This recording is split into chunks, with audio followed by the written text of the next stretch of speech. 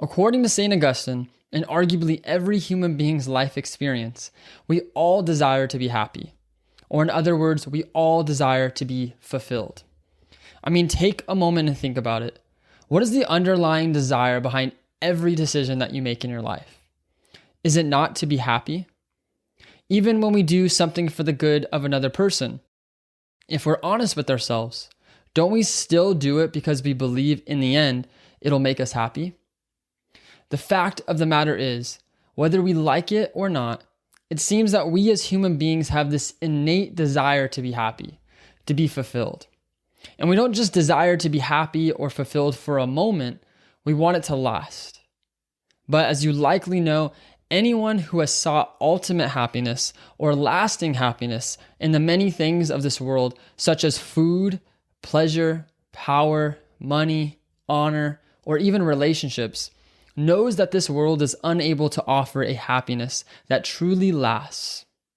This is why the church, recognizing the reality of this universal human longing for ultimate happiness and seeing that nothing in this world is capable of satisfying that longing, sees in the desires of the human heart a desire for God.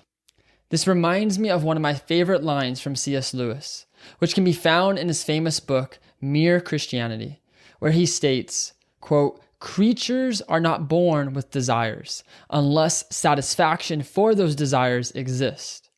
A baby feels hunger. Well, there's such a thing as food. A duckling wants to swim. Well, there is such a thing as water. Men feel sexual desire. Well, there's such a thing as sex. If I find in myself a desire which no experience in this world can satisfy, the most probable explanation is that I was made for another world. If none of my earthly pleasures satisfy it, that does not prove that the universe is a fraud.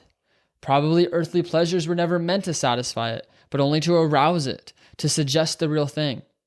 If that is so, I must take care on the one hand, never to despise or be unthankful for these earthly blessings, and on the other, never to mistake them for the something else of which they are only a kind of copy or echo or mirage." End quote. Beautifully, C.S. Lewis reminds us here of both the goodness of our desires and the goodness of creation. Unfortunately, as you probably know, our desires have become disordered due to the consequences of original sin. But at the very core of our being, God has actually placed both our desires for created things and our desire for himself within us.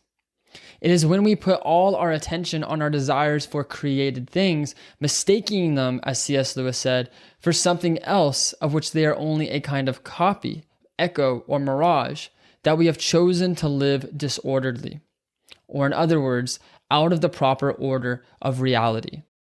As the Catechism in paragraph 27 states, while quoting the Second Vatican Council, quote, "If man exists, it is because God has created him through love, and through love continues to hold him in existence. He cannot live fully according to truth unless he freely acknowledges that love and entrusts himself to his Creator." End quote.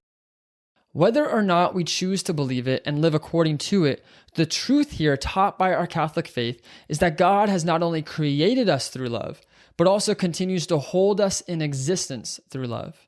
And because God truly desires a response of love on our part, and this is actually for our good, not his, he has created us in such a way that in our very nature as human beings, we long for him. This natural longing for God, though, as I've said, often appears as a longing for happiness or for truth or for love.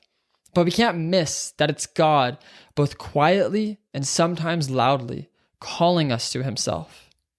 This is ultimately what the church means when it states at the very beginning of paragraph 27 that the desire for God is written in the human heart because man is created by God and for God, and God never ceases to draw man to himself.